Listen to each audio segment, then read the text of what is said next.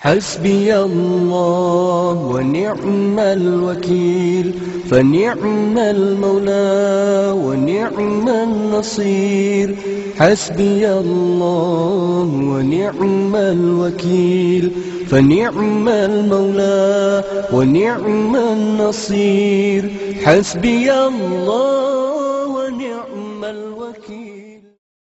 پیارے بھائیوں اور بہنوں، ہمارے معزز غیر مسلم مہمانان گرامی، ہمارے معزز شیخ ابو ایمن جنہوں نے عطا فرمائے کچھ نصیحت کے نکات ہماری رہنمائی اور نصیحت کے لیے، ہم ان کا شکریہ ادا کرتے ہیں اور دعا کرتے ہیں کہ وہ محفوظ رہیں، خدا انہیں طویل عمر عطا فرمائے انشاءاللہ ان کے کام اور خدمات سے استفادے کے لیے جو امت کے لیے فراہم کر رہے ہیں۔ جو میں سمجھا ہوں کہ آج شام ہمارا موضوع ہے، آپ کہاں سے آئے ہیں اور کہاں جا رہے ہیں؟ یہ ایک مناسب سوال ہے، یہ دو حصوں پر مشتمل سوال ہے۔ یہ ہمارے لیے ایک مناسب سوال ہے بطور مسلمان، اور یہ ان کے لیے بھی مناسب سوال ہے جو اسلام کے متعلق کچھ نہیں جانتے۔ اور میں کوشش کروں گا یہ سوال پیش کرنے کی یا اس سوال کا جواب دینے کی یا ایک بیان پیش کرنے کی اس سوال سے متعلق غیر مسلموں کو، اور میں ایسا بطور یاد دہانی کروں گا ہم میں سے جو مسلمان ہیں۔ بہت سے لوگوں کو ایسا محسوس ہوگا جیسے کہ ہم پوچھتے ہیں کہ آپ کہاں سے آئے ہیں اور کہاں جا رہے ہیں۔ یہ محض دو سادہ سوال ہیں۔ کوئی پوچھے گا لہذا اس سے آپ کا کیا مطلب ہے، اس سے کیا مراد ہے؟ یہ بہت سادہ سا سوال ہے۔ کہاں سے آپ آئے ہیں اور آپ کہاں جا رہے ہیں؟ اگر آپ سوچیں، یہ بہت سادہ سوال ہے، میں بھی ایسا ہی سوچتا ہوں، لیکن میں آپ کو بتاؤں گا ہم میں سے بہت قبل اس کے کہ ہم ان سوالوں کا جواب دیں، ہم پہلے ہی اپنی 2/3 زندگی گزار چکے ہیں، کیونکہ ہماری 1/3 زندگی جس وقت سے ہم نے جنم لیا ہے اس وقت تک ہم 20 اور 25 برس کے ہیں۔ ہم بے حد کھیل تماشوں کے حامل ہوتے ہیں، ہمارے پاس بے حد توانائی موجود ہوتی ہے، ہمارے پاس کرنے کے لیے بہت سے کام ہوتے، اور ہمارے پاس سوچنے کی فرصت نہیں ہوتی کہ میں کہاں سے آیا ہوں اور کہاں جا رہا ہوں، یعنی مجھے کیا کرنا ہے۔ بقیہ 1/3 عمر کے دوران ہم کوشش کر رہے ہیں اس کی قدردانی کی جو کہ ہم نے پایا، لطف اندوزی جو کچھ ہم حاصل کر چکے ہیں، اور اس وقت تک ہم پہاڑی کی چوٹی تک جا پہنچتے ہیں اور نیچے جھانکنا شروع کرتے ہیں قبر پر۔ ایک سوال کا جواب، ہم کہاں جا رہے ہیں؟ ہماری 2/3 زندگی پہلے ہی بیت چکی ہے۔ اب سوالات کا یہ بنیادی مجموعہ ہے، اس کا جواب محدود انداز میں دیا جا سکتا ہے، یا اس کا جواب دیا جا سکتا ہے ایک جامع انداز میں، ایک محدود انداز میں۔ اگر ہم کہیں آپ کہاں سے آئے ہیں، ہمارا مطلب ہو سکتا ہے آپ کا تعلق کس ملک سے ہے۔ یہ وہ ہے جو لوگوں کی اکثریت سوچے گی۔ آپ کہاں سے آئے ہیں؟ کوئی کہے گا میں مصر سے آیا ہوں، یا میں صومالیہ سے آیا ہوں، میں امریکہ سے، میں اس مقام سے آیا ہوں، یا محدود جواب ہے، یہ محدود جواب ہے۔ یا وہ کہیں گے میرا شہر، میرا تعلق میلبورن سے ہے، میرا تعلق نیو یارک سے ہے، یا وہ کہیں گے اوہ میں کہاں سے آ رہا ہوں، درست ہے میں ابھی ایک کام کر کے آ رہا ہوں، میں ابھی گھر سے آیا ہوں، میں ابھی جاب سے آیا ہوں۔ یا آپ کا سماجی ماحول، آپ کہاں سے آئے ہیں؟ یا زیادہ درست انداز میں، زیادہ جامع انداز میں، حقیقی معنی آپ کہاں سے آئے ہیں ماخذ کیا ہے آپ کی تخلیق کا؟ آپ اس پر غور کریں اس سوال پر، ماخذ کیا ہے آپ کی تخلیق کا؟ آپ اچانک اور براہ راست اور فوری جواب نہیں دے سکتے۔ آپ کی کیا مراد ہے ماخذ؟ تخلیق سے آپ کی کیا مراد ہے؟ ماخذ یعنی آغاز، اگرچہ اس کا مطلب ہے قبل از آپ کی وجود پذیری، قبل اس کے کہ آپ وجود پذیر تھے، ایک منصوبہ تھا، ایک مقصد تھا، ایک ارادہ تھا. یہ ماخذ ہے. تخلیق ایک دوسرا لفظ ہے، اسے زیر بحث لایا جائے گا کچھ دیر بعد. یہ سوال کا پہلا حصہ ہے. سوال کا دوسرا حصہ ہے کہ آپ کہاں جا رہے ہیں. اس کا جواب بھی دیا جا سکتا ہے ایک بہت ہی محدود انداز میں، جامع انداز میں. آپ کہاں جا رہے ہیں، اس کا مطلب ہو سکتا ہے آپ کہاں جا رہے ہیں یہاں کے بعد، یہاں سے فارغ ہونے کے بعد. اس کا مطلب ہو سکتا ہے میری اگلی مصروفیت. آپ یہاں سے کہاں جا رہے ہیں؟ میں گھر جا رہا ہوں، میں اپنے دوست کے گھر جا رہا ہوں، میں رات کے کھانے پر جا رہا ہوں. یا اس کا مطلب ہو سکتا ہے اگلی جگہ جہاں آپ رہیں گے. آپ یہاں سے کہاں جا رہے ہیں؟ ٹھیک ہے، اگر میں میلبرن چھوڑوں گا، میں رہوں گا فلاں فلاں مقام پر. اس کا یہ مطلب ہو سکتا ہے زندگی میں آپ کی سمت. آپ کہاں جا رہے ہیں؟ میں اسکول سے گریجویشن کر رہا ہوں، میں ہونے جا رہا ہوں کام سے ریٹائرڈ، میں یہ حاصل کرنے جا رہا ہوں، میں وہ حاصل کرنے جا رہا ہوں، میں رواں دواں فلاں فلاں کیریئر کی جانب میں رواں دواں. یہ اور وہ آپ کا یہی مطلب ہے، آپ کا یہی مطلب ہے زیادہ جامع انداز میں اور حتمی انداز میں. اس کا مطلب ہے آپ کی حتمی منزل مقصود. اسے ذہن میں رکھیں. آپ کی حتمی منزل مقصود کیا ہوگی؟ لہذا آپ پوچھتے ہیں اس سے آپ کی کیا مراد ہے؟ میری مراد عین وہی ہے جو میں نے کہا. حتمی مراد خاتمہ، ختم، بذریعہ، خاتمہ، اور کہیں نہیں جانا.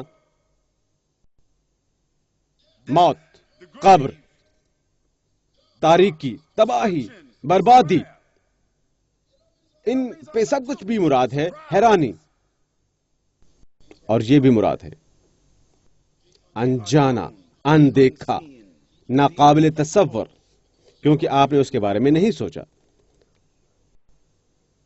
مثال کے طور پر ایک سفر کے بارے میں سوچیں، زندگی کے بارے میں ایک سفر کے معنی سوچیں، کیونکہ بالآخر یہی کچھ ہے. یہ محض ایک سفر ہے. ہمارے پیغمبر صلی اللہ علیہ وسلم نے فرمایا میں اس دنیا میں ہوں مانند ایک سوار جو سوار ہے اپنی سواری پر، اور وہ سواری سے نیچے اترتا ہے اور کھاتا پیتا ہے، یا وہ نماز ادا کرتا ہے یا آرام کرتا ہے کچھ دیر تک، اور پھر سوار ہو جاتا ہے سواری پر اور اپنا سفر جاری رکھتا ہے. لہذا پیغمبر صلی اللہ علیہ وسلم نے ہمیں عطا فرمائی اس دنیا کی ایک مثال کہ ہم سفر پر ہیں اور ہمیں اس دنیا میں بھیجا گیا ہے کھانے اور پینے اور آرام کرنے کے لیے کچھ وقت تک کے لیے، اور اس کے بعد ہم دوبارہ اس سواری پر سوار ہو جائیں گے اور ایک اور منزل کی جانب روانہ ہو جائیں گے. ایک اور مثال، اس دنیا کی زندگی کی 3 حصوں پر مشتمل ہے.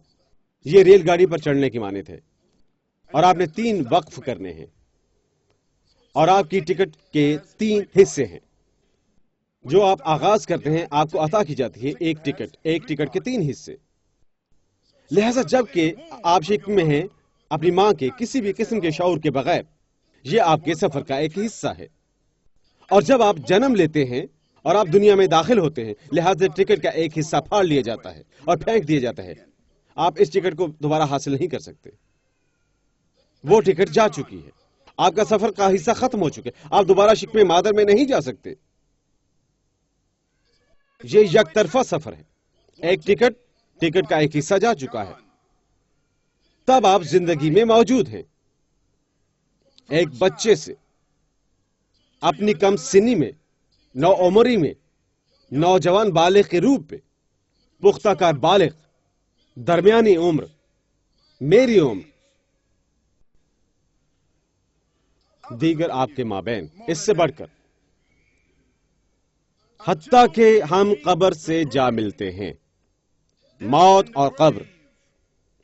لہذا جب آپ مر جاتے ہیں، جس لمحے آپ مرتے ہیں، اور آپ سب نے مرنا ہے، سفر کا ایک اور حصہ ختم ہو چکا ہے اور ٹکٹ کا حصہ پھاڑ دیا جاتا ہے اور یہ جا چکا ہے. آپ اس زندگی میں واپس نہیں آئیں گے.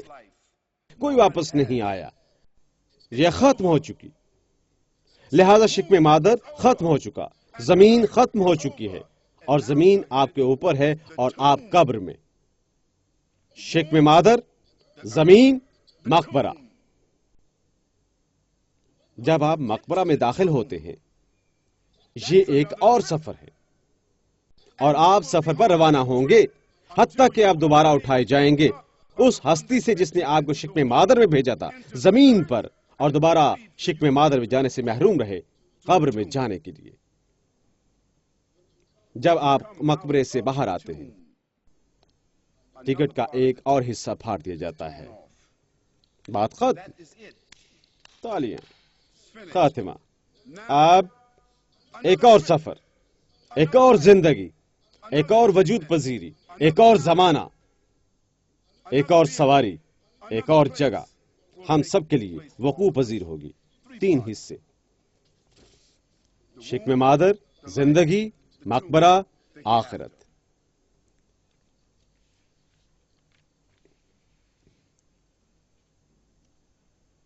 جب ہم سوال پوچھتے ہیں ہم کہاں سے آئے ہیں،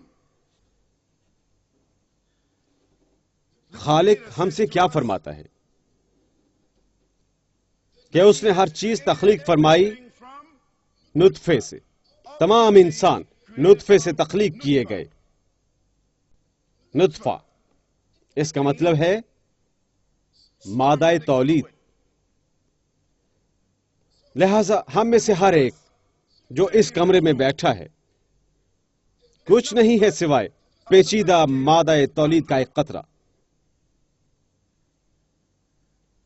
بات ختم۔ ملبوسات میں پیچیدہ، تعلیم یافتہ، مغرور، فخر کرنے والا، کمائی کا حامل، نامور، خطابات، خود کو قبائل پکارتا ہوا، کنبے، مغرور، غریب، امیر، مرد، عورت، سیاہ فام، سفید فام، پیچیدہ لباس میں ملبوس، مادہ تولید کا ایک قطرہ، نطفہ۔ سوال یہ ہے نطفہ کہاں سے آیا؟ یہ اہم نہیں کہ پہلے کون آیا، چوزا یا انڈا۔ سوال یہ نہیں ہے پہلے کون آیا، چوزا یا انڈا۔ جواب یہ ہے چوزا اور انڈا دونوں تخلیق فرمائے گئے، خواہ بیک وقت یا ایک دوسرے کے بعد۔ مسئلہ یہ نہیں ہے، وہ دونوں تخلیق کیے گئے اور آپ اور میں دونوں وجود میں لائے گئے۔ وہ کیا ہے جو ہمیں وجود میں لایا؟ اگر ہم کسی کی خواہش کے تحت وجود میں آتے ہیں، کسی کے فیصلے کے تحت، تب کوئی ایسی ہستی موجود ہے جس نے کائنات کی خواہش کی۔ اور کائنات کیا ہے؟ اپنی ڈکشنری دیکھیں، فرینکلن ویگنس دیکھیں، آکسفورڈ دیکھیں، مریم ویبسٹرز ڈکشنری دیکھیں اور لفظ کائنات دیکھیں۔ یہ کہتی ہے ہر چیز جو اندر موجود ہے، خلا اور وقت کے، ذرا غور کریں، ہر چیز جس کا نام چلایا جاتا ہے، ہر چیز جو اندر موجود ہے، خلا اور زمانے کے، اگرچہ کسی زبان میں کوئی وضاحت موجود نہیں جو آپ کو درست طور پر بتا سکے کیا ہے خلا اور زمانے کے اندر۔ لہذا اس کا مطلب ہے کہ انسان کے پاس کوئی طریقہ نہیں ہے حقیقی انداز میں بیان کرنے کا، کوئی ایسی چیز جس پر وہ یقین رکھتے ہیں لامحدود ہے۔ اگرچہ یہ لامحدود ہے، یہ محدود ہے خلا اور زمانے کی حدود میں، لیکن ہم وہاں سفر کر چکے ہیں۔ خلا اور زمانہ ہماری حدود ہے۔ مثال کے طور پر قرآن فرماتا ہے اعوذ باللہ من الشیطان الرجیم بسم اللہ الرحمن الرحیم والعصر۔ اللہ سبحانہ و تعالی قرآن جیسی الہامی کتاب میں عربی زبان میں اللہ سبحانہ و تعالی وہ قسم کھاتا ہے، لان تان نہیں کرتا، لیکن کسی چیز کی قسم کھاتا ہے جسے ہم جھٹلا نہیں سکتے، وہ اسے عصر فرماتا ہے۔ زمانہ ہم اس کا تصور کر سکتے ہیں ایک ریت کی گھڑی کی مانند۔ آپ اسے گھماتے ہیں اور اسے جانے دیتے ہیں، آخر میں یہ سب کچھ ختم۔ لہٰذا اللہ سبحانہ تعالیٰ آسمان اور زمین کا خالق رحمانی کتاب کے ذریعے وہ محمد صلی اللہ علیہ وسلم پر نازل ہوئی، اس نے ہم سے فرمایا ایک آیت میں، ان صورتوں میں سے وہ فرماتا ہے والعصر، لہٰذا وہ فرماتا ہے، وہ قسم کھا رہا ہے زمانے کی، لہٰذا آپ جانتے ہیں کہ وہ ہستی جو بات کر رہی ہے وہ قوت کی حامل ہے، کیونکہ وہ ایک ایسی چیز کی قسم کھا رہی ہے جو اس نے ہمیں عطا فرمائی۔ وہ ایک چیز کی قسم کھا رہا ہے جس کی ہم پیمائش نہیں کر سکتے، وہ کسی چیز کی قسم کھا رہا ہے، وہ قطعی ہے، وہ ایک ایسی چیز کی قسم کھا رہا ہے جس کے علاوہ کچھ نہ تھا کہ وہ ہمیں دکھانے کی طاقت رکھتا تھا، وہ کافی ہو سکتا ہے کیونکہ ہر کوئی اس کا پابند ہے۔ وقت، اٹھنے کا وقت، سونے کا وقت، کام کرنے کا وقت، کھانے کا وقت، جانے کا وقت، آنے کا وقت، یہ کرنے کا وقت، وہ کرنے کا وقت، ادائیگی حاصل کرنے کا وقت، مرنے کا وقت، زندہ رہنے کا وقت، کام کرنے کا وقت، ہر اس کام کا وقت جو وقت کے تحت ہے۔ سیاہ فام، گورے، مرد اور عورت، ہر ایک انسان کا نظم و ضبط وقت چلاتا ہے، صدور، چیئرمین، چیمپئن، ہر کسی کا نظم و نسق وقت چلاتا ہے۔ آپ کے پاس مخصوص مقدار کا حامل وقت ہے، ہر کوئی وقت کی جانب دیکھ رہا ہے، ہم نے کس وقت آغاز کیا، ہم نے کس وقت اختتام کیا، ہر کسی کا نظم و ضبط وقت چلاتا ہے۔ لہٰذا اللہ سبحانہ تعالیٰ آسمان اور زمین کا خالق، اس نے محمد صلی اللہ علیہ وسلم پر وحی نازل فرمائی اور اس نے قسم کھائی اور اس نے فرمایا، تب اس نے فرمایا إن الإنسان یقیناً تمام انسان، ماضی کے اور موجود اور مستقبل کے، کتنے وہ ہو سکتے ہیں، لا تعداد اور بے شمار انسان، وہ سب کے سب لفي خسر، وہ خسارے میں ہیں، وہ ہر چیز کھو بیٹھیں گے جو کچھ انہوں نے حاصل کیا ہے، ہر وہ چیز کھو بیٹھیں گے جو انہیں عطا کی گئی، وہ اپنی بصارت کھو بیٹھیں گے، وہ اپنا ذہن کھو بیٹھیں گے، وہ اپنی طاقت کھو بیٹھیں گے، وہ اپنی بیوی کو کھو بیٹھیں گے، وہ اپنا خاوند، اپنے بچے، اور صاف ظاہر ہے وہ اپنی زندگیاں کھو بیٹھیں گے۔ کیا کسی کو کوئی شک ہے؟ کیا کسی کو اس بارے میں کوئی شک ہے؟ اگر آپ کو اس بارے میں کوئی شک ہے، آپ کو ہونا چاہیے۔ ظاہر بات ہے ہر چیز بشمول اپنی زندگی، کوئی ایسا بندہ جو اسے کھونا نہیں چاہتا، اگر کسی کو اس پر شک ہے کھڑا ہو جائے اور ہمیں بتائے آپ کون ہیں۔ کوئی چیز اگر آپ کا تعلق مریخ سے ہے، مریخ سے یا چاند سے تعلق ہے، چاند سے، آپ جو کوئی بھی ہیں آپ مر جائیں گے، کیونکہ آپ تخلیق کا ایک حصہ ہیں۔ إلا الذين آمنوا، ماں سوائے وہ لوگ جنہوں نے اپنے دین کا معاہدہ کر رکھا ہے، ماں سوائے وہ لوگ جو معاہدے کے حامل ہیں، ایک اعتماد، وہ لوگ جو اعتماد میں داخل ہو چکے ہیں، ایک معاہدہ، ایک باخبری، اور وہ رکھتے ہیں اس معاہدے کے نتیجے میں اور اس باخبری سے انہوں نے مخصوص صورتحال اختیار کر رکھی ہے۔ إلا الذين آمنوا صورتحال یہ ہے کہ وہ ایمان والے ہیں، ان کا عہد، وہ باخبر ہیں، وہ باشعور ہیں، وعملوا الصالحات. اور انہوں نے مظاہرے کا آغاز کیا ذمہ داری کا۔ عملوا الصالحات means مطلب نیک اعمال، جیسا کہ شیخ نے بات کی، نیک اعمال اس کا مطلب ہے کہ وہ اعمال جو اچھے ثمرات سے نوازتے ہیں، ذمہ دارانہ اعمال، وتواسوا اور وہ فروغ دیتے ہیں بالحق حق کو، وتواسوا بالصبر. وہ صابر ہیں، وہ مسائل سے باخبر ہیں جو زندگی کے نتیجے میں منظر عام پر آتے ہیں۔ ہمارے ایک مفکر امام شافعی نے فرمایا، اگر اللہ سبحانہ تعالی، جب ان سے سوال پوچھا گیا اس آیت مبارکہ کے معنی کیا ہے، کیا آپ اس آیت مبارکہ کا تبصرہ کر سکتے ہیں؟ امام شافعی حکمت والے تھے، ان سے پہلے اس سورہ مبارکہ پر کتب تحریر کی گئیں۔ انہوں نے فرمایا، اگر اللہ سبحانہ تعالیٰ نے اپنی مخلوق پر کوئی اور سورت نازل نہیں فرمائی، کوئی اور شہادت ماں سوائے اس مختصر سورہ مبارکہ کے 3 آیات، لكفتهم. یہ ان کے لیے کافی ہوگا، وہ کافی ہوگا، Why? Because کیونکہ اس سورۃ مبارکہ میں تمام جوابات موجود ہیں زندگی کے بارے میں، ہم کہاں سے آئے ہیں، کہاں جا رہے ہیں۔ آئیے ایک لمحے کو سوچیں کہ ہم کہاں سے آئے ہیں۔ آئیے ہم تخلیق پر بات کرتے ہیں، ارتقائی نشو و نما، اسلام کی وجود پذیری میں لانے کے لیے انسان، آئیے ہم اس بارے میں بات کرتے ہیں، آئیے ہم اس پر کسی قدر غور کرتے ہیں۔ اب اس میں خصوصی طور پر غیر مسلم سے مخاطب ہوں، کیونکہ مسلمان ہمیں کوئی شبہ نہیں، ہم پہلے ہی شواہد کے حامل ہیں، ہمارے پاس پہلے ہی گیٹ اوے کارڈ موجود ہے. آپ گیٹ اوے کارڈ کے بارے میں جانتے ہیں. اس کے بغیر گھر سے باہر مت نکلے. امریکن ایکسپریس، اسے جو بھی نام دے، ہم سب ڈنر کلب جاتے ہیں. امریکن ایکسپریس، ہمارے پاس بہترین کارڈ موجود ہے. ہم گیٹ اوے کارڈ کے نام جاتے ہیں. یہ شہادت کہلاتا ہے. لیکن وہ جن کے پاس گیٹ اوے کارڈ موجود نہیں ہے، وہ جنہوں نے اپنا کارڈ فعال نہیں کروایا، وہ باخبر نہیں. وہ اس کے بارے میں آپ سے بات نہیں کرنا چاہتے بالخصوص. اور قبل اس کے میں آپ سے بات کرتا ہوں. میں یقین دہانی حاصل کرنا چاہتا ہوں کہ کچھ غیر مسلم بیٹھے ہوئے ہیں. میں تصور کر سکتا ہوں کہ کچھ غیر مسلم یہاں بیٹھے ہوئے ہیں اور میں تمام مسلمانوں سے بات کر رہا ہوں. اس کا مطلب ہے ان لوگوں سے بات کرنا درست ہے جو ادائیگی نہیں کرتے، اور ہر ایک نے ادائیگی کی ہے. لہذا کتنے غیر مسلم یہاں موجود ہیں؟ کیا آپ اپنے ہاتھ اوپر اٹھائیں گے تاکہ میں جان سکوں آپ غیر مسلم ہیں؟ یہاں کوئی غیر مسلم نہیں ہے. غیر مسلم کیا؟ میں کوئی غیر مسلم دیکھ سکتا ہوں؟ نہیں، غیر مسلم. 2 3 4 5 6 درست، ٹھیک ہے. 10 12 15 20 ہو سکتے ہیں. مسلمان آج شب اچھا کام کر سکتے ہیں.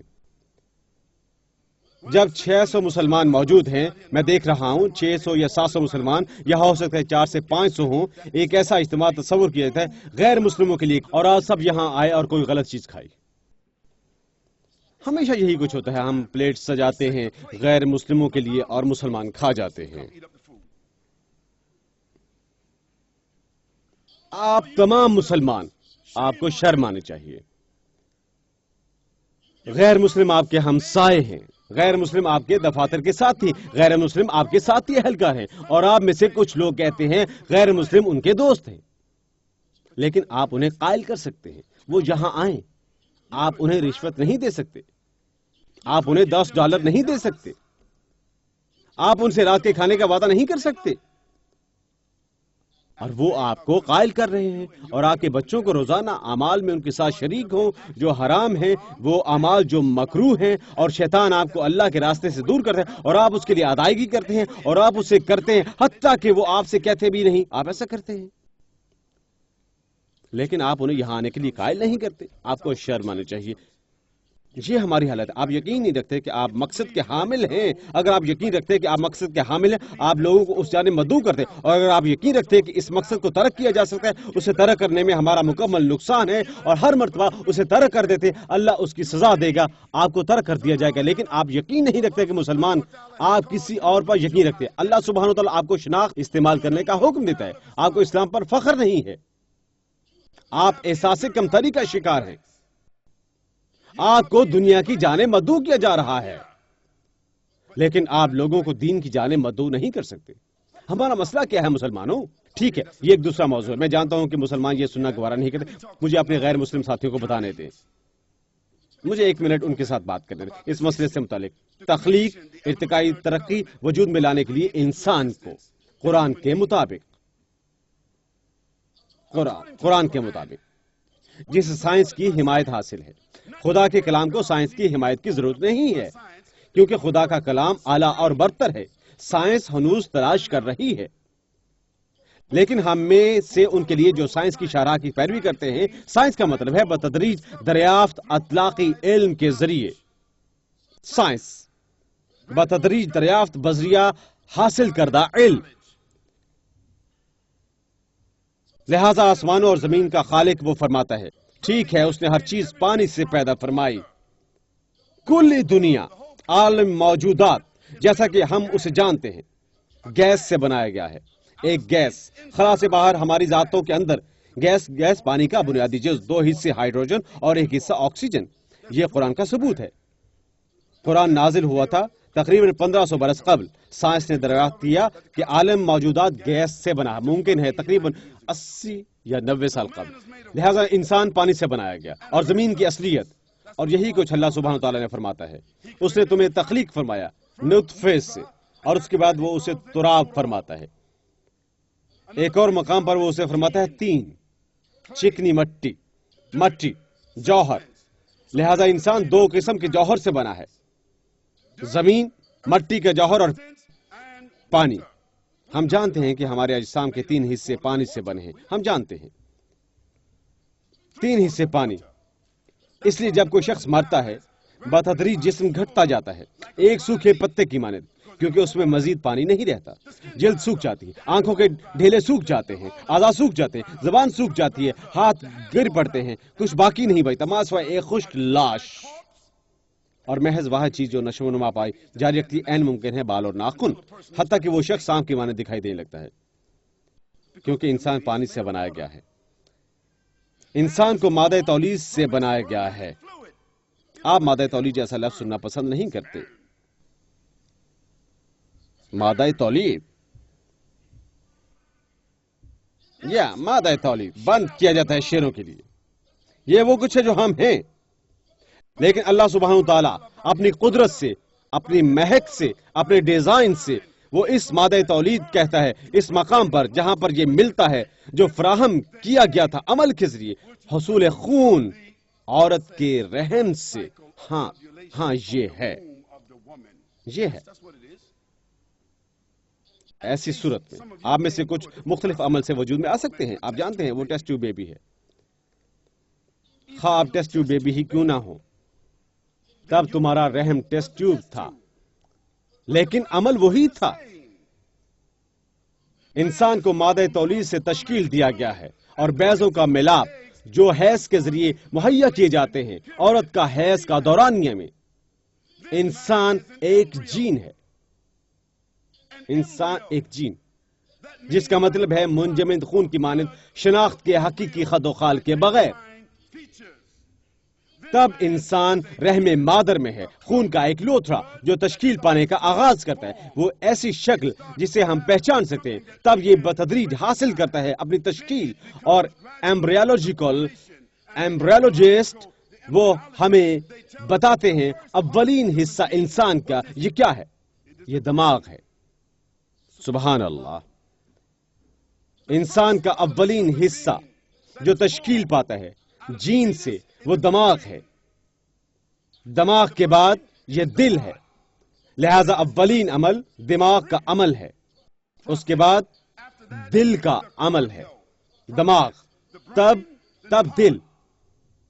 40 دن کے اندر ڈاکٹر سن کہتے ہیں، ڈاکٹر سن سکتے ہیں اور آپ وہ محسوس کر سکتے ہیں دل کی دھڑکن. اعصاب پہلے ہی دھڑک رہے ہوتے ہیں، اگرچہ بچے نے ہنوز تشکیل نہیں پائی ہوتی، لیکن دماغ موجود ہوتا ہے اور دل دھڑکتا ہے. لہذا پیغمبر صلی اللہ علیہ وسلم کیا فرماتے، جب تم میں سے کوئی رحم مادر کے اندر ہوتا ہے اور اس کے 40 دن بعد انہوں نے کیا فرمایا، ایک ملائک، ایک فرشتہ، اللہ سبحانہ کی جانب سے بھیجا گیا ایک ایجنٹ اس بچے سے کہتا ہے یا اس بچے کو حکم دیتا ہے کہ یہ بچہ نیکوکار ہوگا یا یہ بدعنوان ہوگا، کیا خوشپاش ہوگا یا یہ غمناک ہوگا. تب اس کی زندگی کے تمام کاموں کے لیے تحریر کیا جاتا ہے.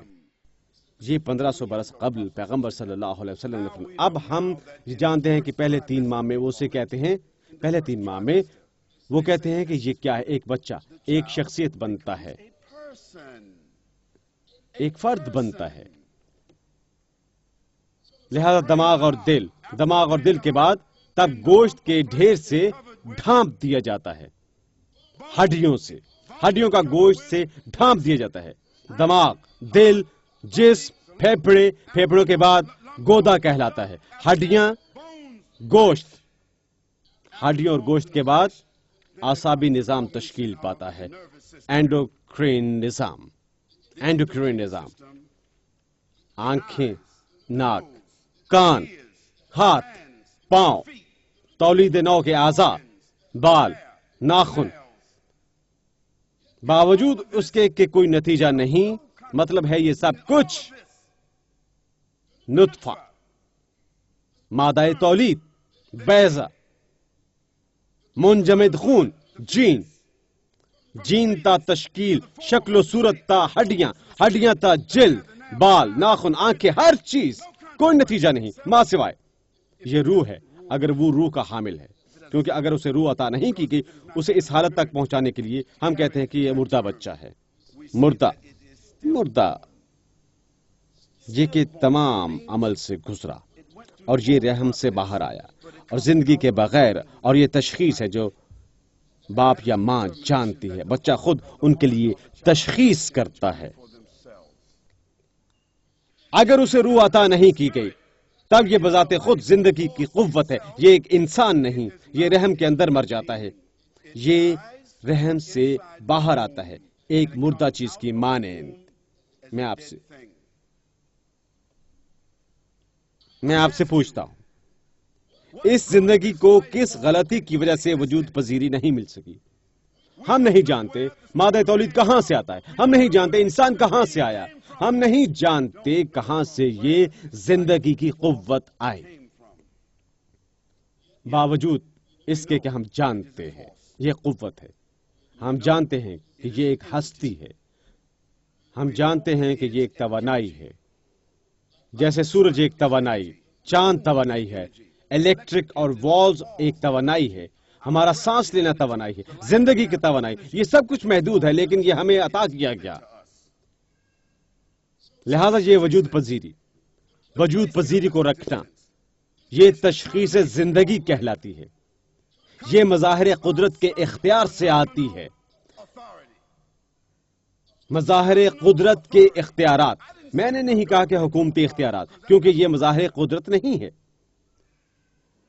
آپ کو زندگی اس لیے نہیں ملی کہ یہ ملکہ کی خواہش تھی یا یہ حکومتی اختیارات تھے. اب ملکہ اور وزیر اعظم اور تمام دیگر وزرائے اعظم، تمام ملکائیں اور بادشاہ اور تمام حکومتیں بذات خود انسان پر مشتمل، جنہیں بذات خود عطا کی گئی ہے زندگی کی قوت. زندگی کی قوت،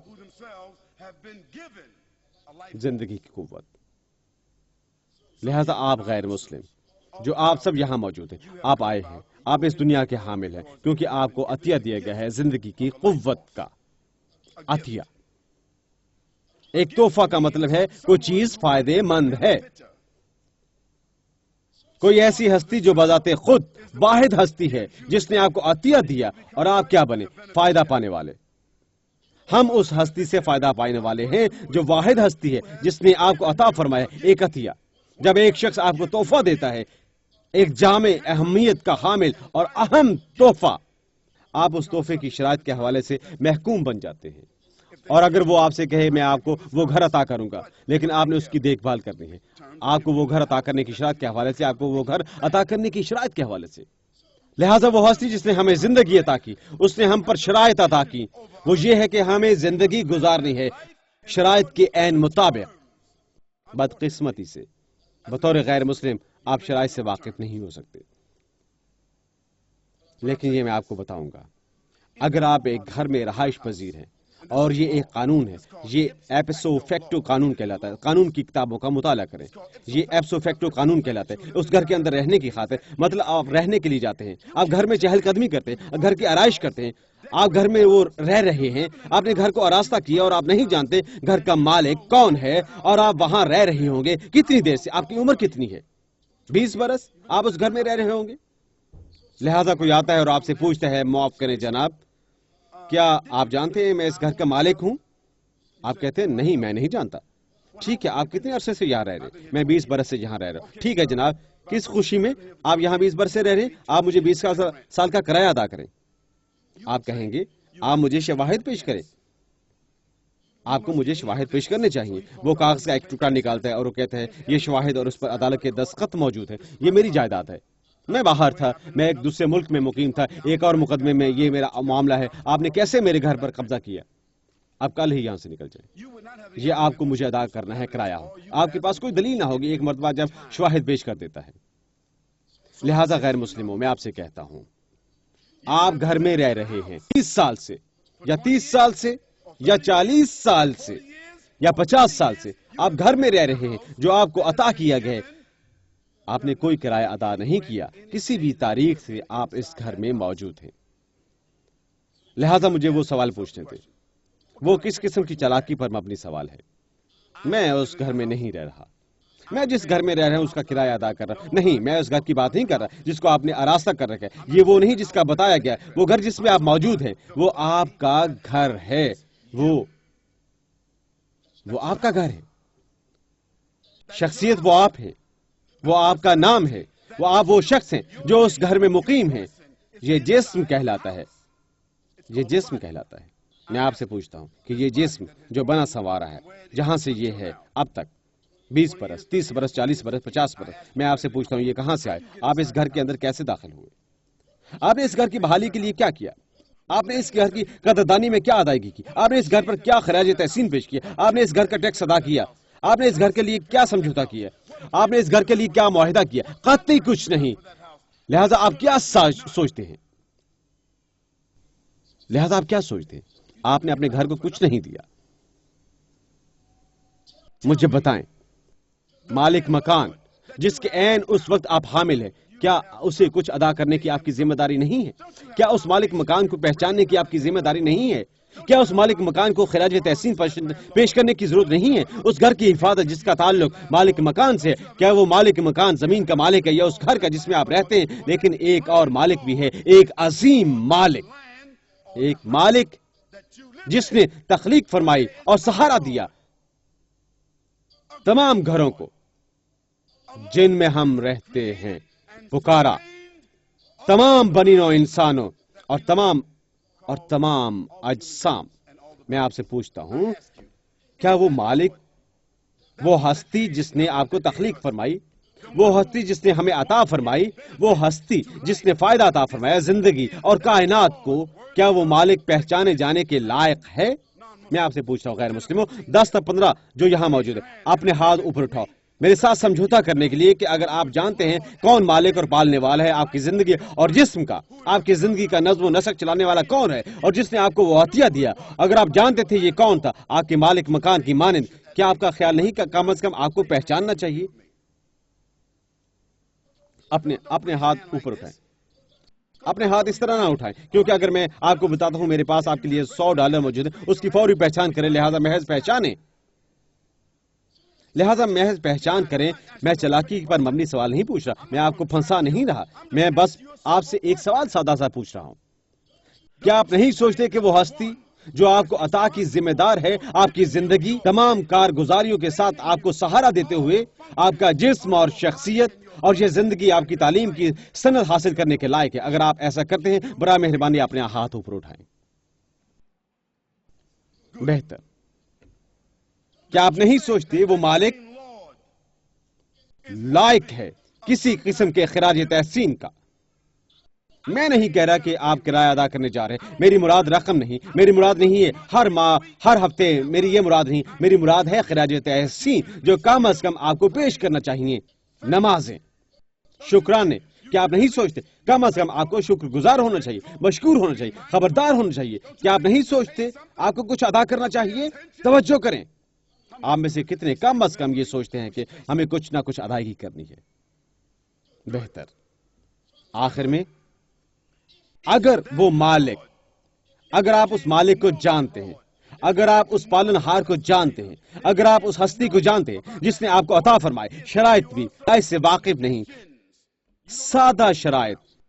شیخ نے کہا زندگی کی بڑی شرط یہ ہے اچھائی کرو، اچھائی کرو، جی اچھائی کرو، اچھا بولو، ایماندار بنو، نفیس بنو، لوگوں کے ساتھ باہم روابط رکھو، باادب بنو، خراج تحسین پیش کرو، پہچانو، ایماندار بنو، نیک اعمال کرو، لوگوں کے ساتھ شیئر کرو، قابل عزت بنو، نفیس بنو.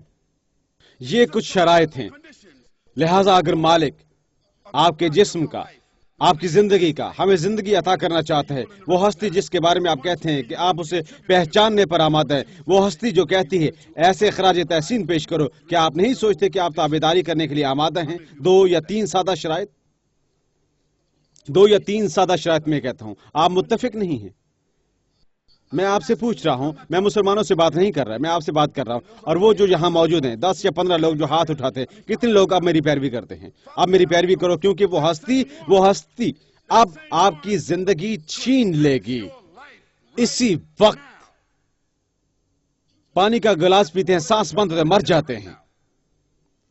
پاپ کارن کھاتے ہیں، پھنستا ہے اور آپ مر جاتے ہیں.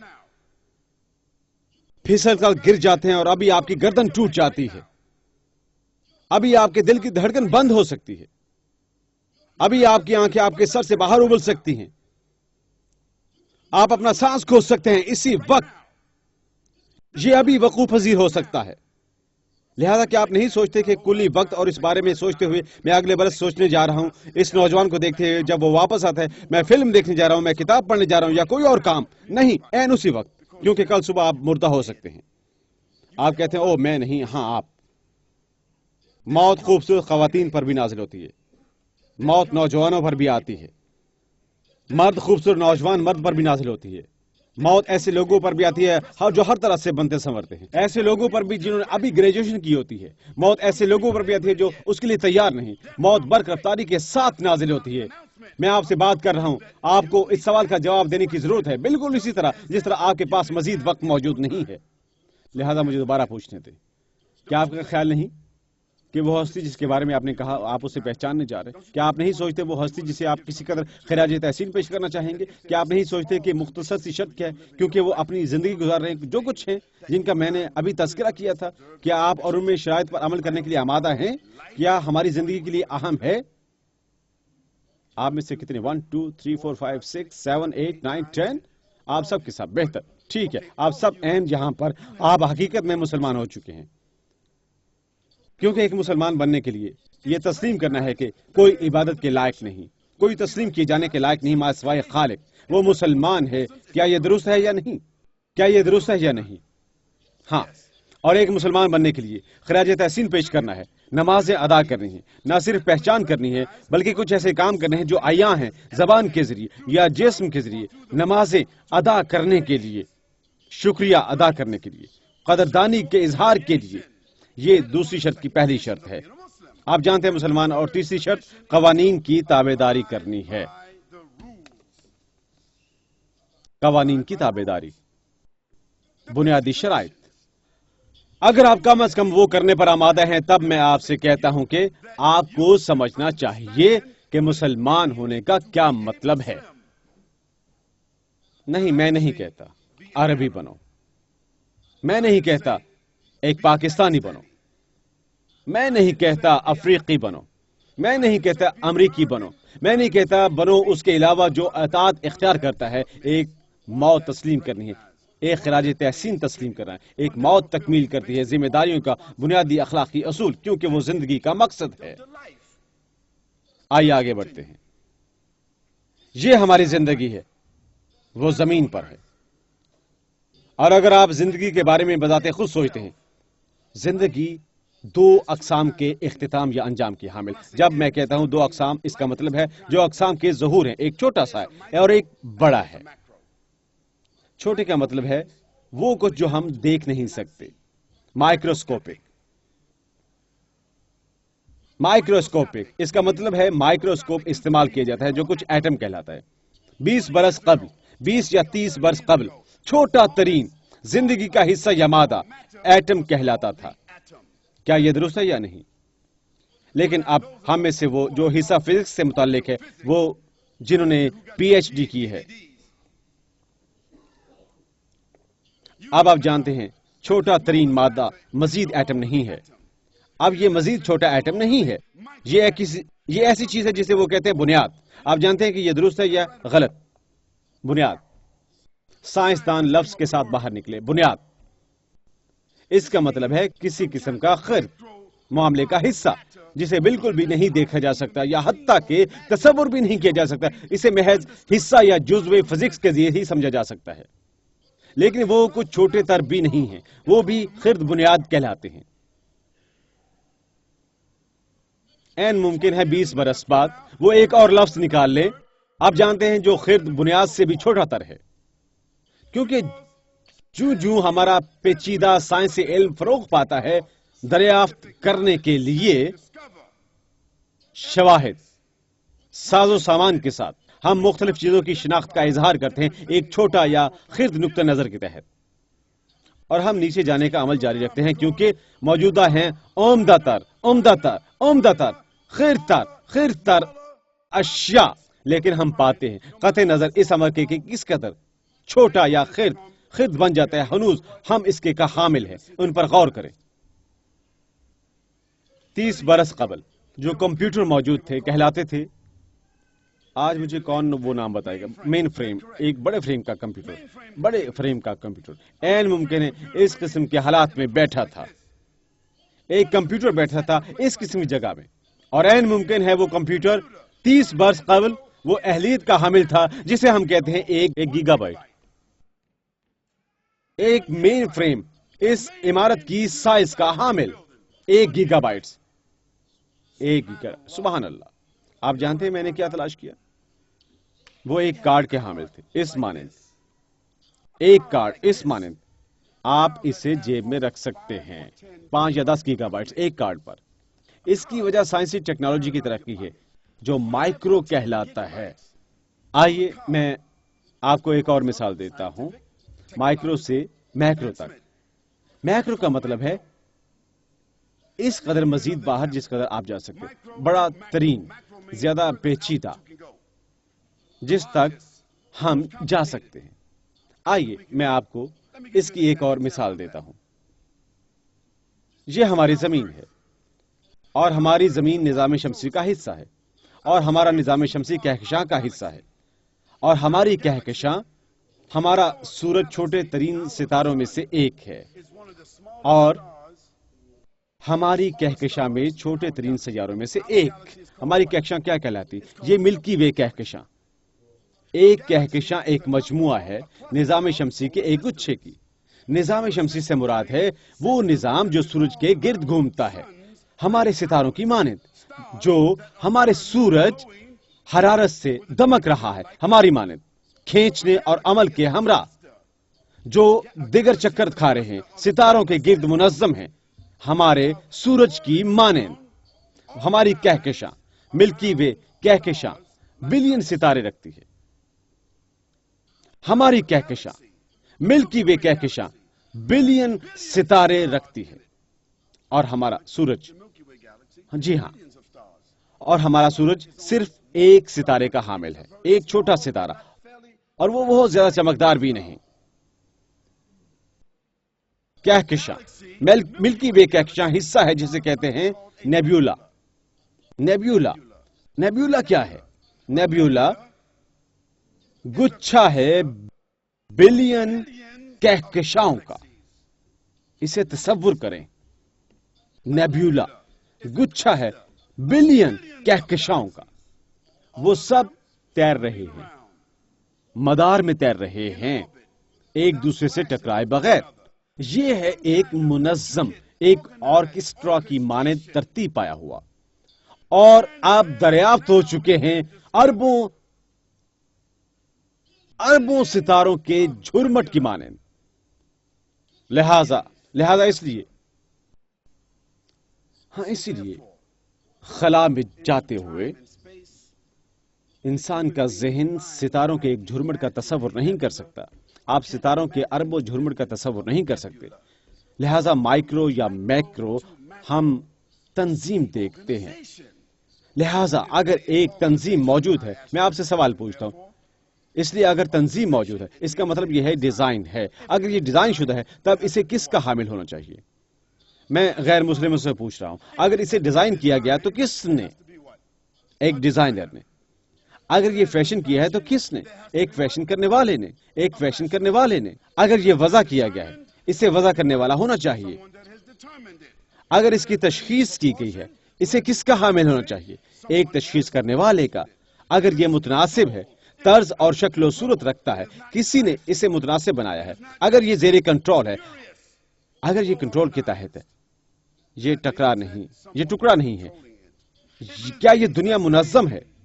اس کا یہ مطلب نہیں کہ اسے کوئی کنٹرول کر رہا ہے، اسے سہارا دیا گیا، اس کی اپنی طاقت سے نہیں،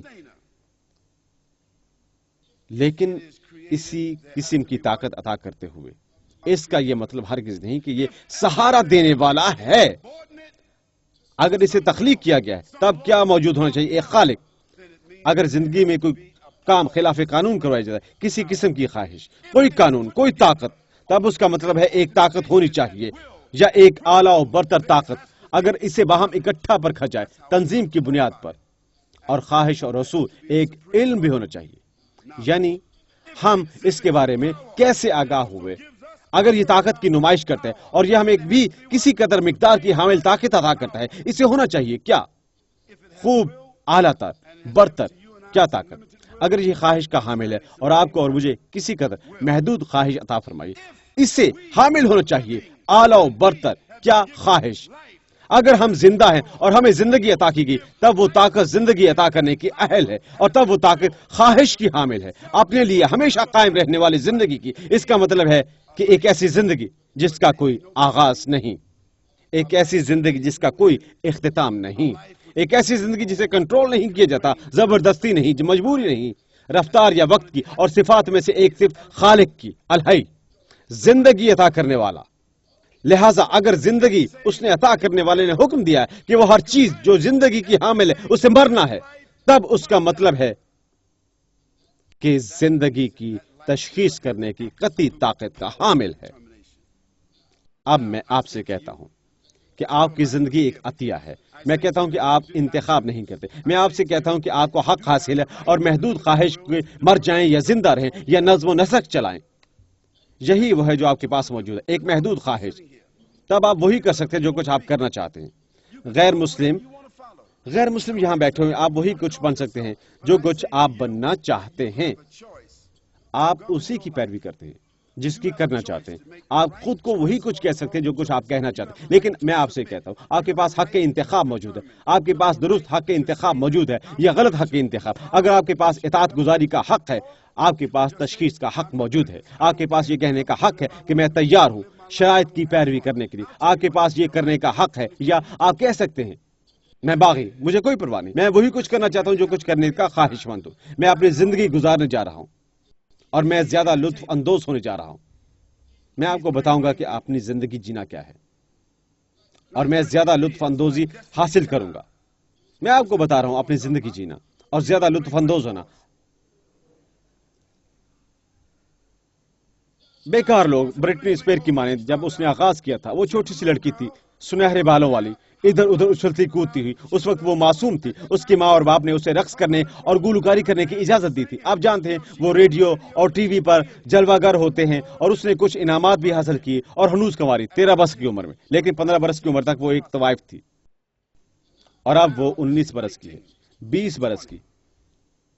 اس نے خود کی عصمت دری کی تقریب 19 ملکوں میں، کیا آپ تصور کر سکتے ہیں 19 برس کی نوجوان لڑکی 13 برس کی عمر میں بطور معصوم آغاز کیا، اور وہ ہیرو ہے، وہ ماڈل ہے، وہ پوسٹر چائلڈ ہے ان تمام عورتوں کے لیے، اور وہ کچھ نہیں محض ایک بیکار کسبی اور دیگر تمام بیکار اور فضول میں ہلاک کرنے والے کہ ہمارے بیٹے اور بیٹیاں ان کی شرٹیں پہنے ہوئے ہیں، ان کے کوٹ پہنے ہوئے، ان کے ہیٹ پہنے ہوئے، 50 سینٹ ان کے پہنے ہوئے، ان کی شرٹیں پہنے، وہ ہمارے ہیرو اور ان کے اشتہارات رکھتے ہیں۔ وہ کیا ہیں؟ وہ فضول لوگ، فضول مجرمانہ، کتنے فروخت کرنے والے، بدکاری کرنے والے، جھوٹے، چور، اور اپنے راستوں پر لعن طلب کرنے والے، اپنے والدین پر لعن طلب کرنے والے، اور لوگوں کو ہلاک کرنے والے، کتے فروخت کرنے والے، اور یہ ہمارے ہیرو بن جاتے ہیں۔ یہ فلمی ستارے، وہ فلمی ستارے بن جاتے ہیں، وہ ٹیلی ویژن ستارے بن جاتے ہیں، وہ خود کو ہپ ہاپ کہتے ہیں، نئی نسل ہپ ہاپ، وہ ہینگ اوور کرنے جا رہے ہیں، وہ ہیپنگ اور ہاپنگ کرنے جا رہے ہیں۔ ان کی سرسری تصویر دی جاتی ہے، یوپنگ ہاکنگ، جہنم کی آگ میں۔ ہاں، وہ ہینگ اور ہائنگ کر رہے ہوں گے، کیونکہ بدعنوانی کا یہی حتمی نتیجہ ہے۔ اللہ سبحانہ وتعالیٰ قرآن میں فرماتا ہے، هل جزاء الإحسان إلا الإحسان؟ کیا نیکی کے علاوہ نیکی کے لیے کوئی جزا ہے؟ اگر آپ نیکی نہیں کرتے، آپ کیسے نیکی کی توقع کرنے جا رہے ہیں؟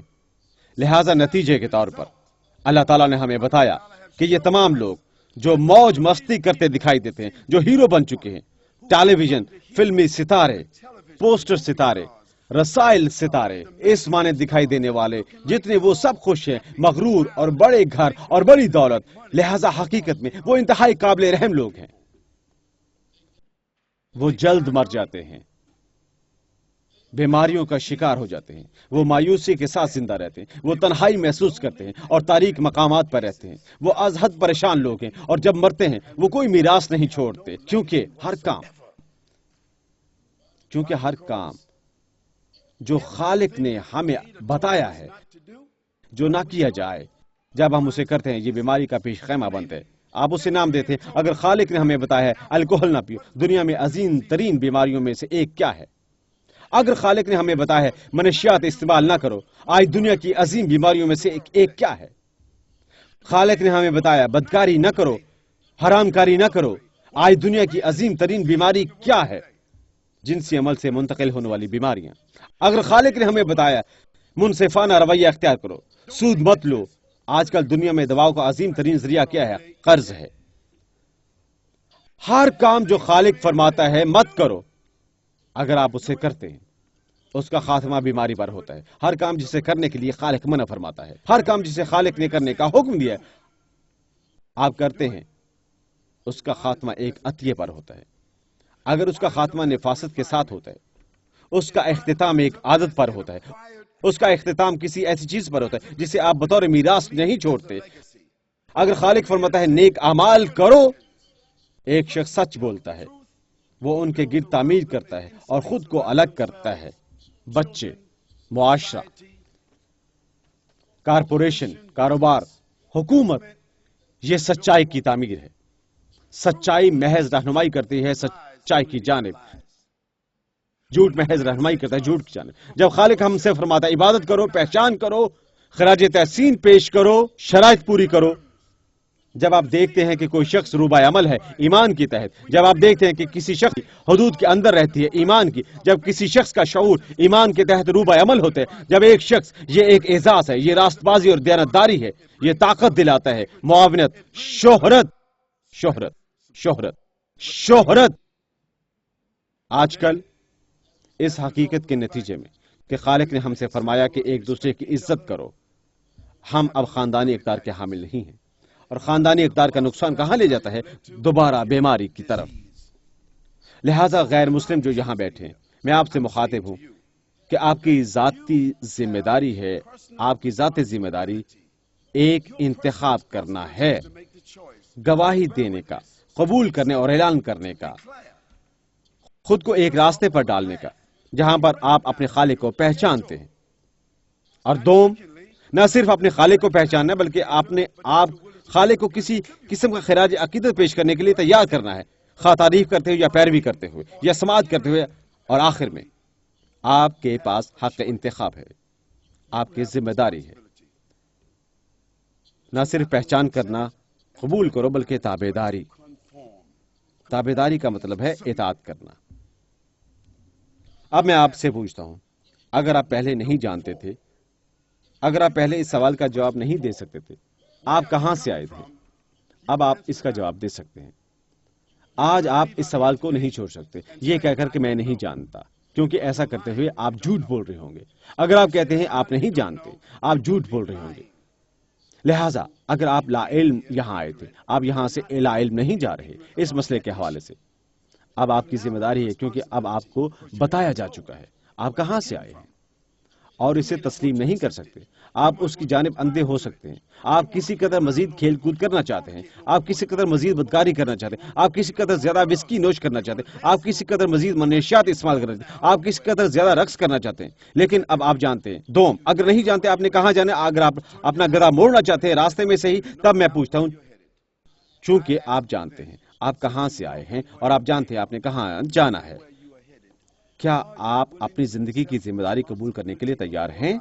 میں آپ سے نہیں پوچھ رہا، میں نہیں کہہ رہا کہ آپ کو مسلمان بننا ہے، نہیں، آپ پہلے ہی تمہید قبول کر چکے ہیں اطاعت کی ذمہ داری کے ساتھ. میں آپ سے سوال پوچھتا ہوں، آپ اپنے ہاتھ اٹھائیں. میں آپ سے چالاکی نہیں کرتا. سوال یہ ہے کہ کیا آپ اس کا جواب دینے کے لیے تیار ہیں، ذمہ دار ہوتے ہوئے، یہ کہتے ہوئے ہاں میں ذمہ داری قبول کرتا ہوں کہ میں اپنی زندگی کا نظم و نسق چلانا چاہتا ہوں اگر میں درست جانتا ہوں مجھے کیا کرنا چاہیے. ایک مسلمان یہ ہوتے ہوئے بھی محض یہ کہنا، میں گواہی دیتا ہوں کہ کوئی عبادت کے لائق نہیں مائے سوائے خالق، میں گواہی دیتا ہوں کہ کوئی موجود نہ ہے میری زندگی کا نظم و نسق چلانے کے لیے مائے سوائے خالق کی رضامندی، اور میں خراج تحسین کو بھی تسلیم کرتا ہوں.